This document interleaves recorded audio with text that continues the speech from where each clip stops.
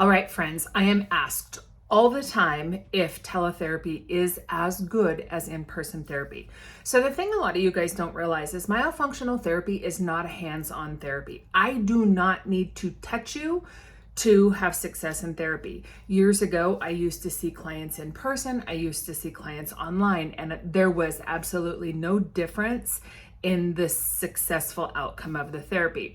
Now, perhaps you or your child have a specific reason why seeing somebody in person would be helpful, but we have worked with kiddos as young as 3, 4, and they do very well. Of course, the parents are a big part of that as they are the conduit for therapy, but there is absolutely no reason to think that that seeing somebody in person is better than seeing somebody online.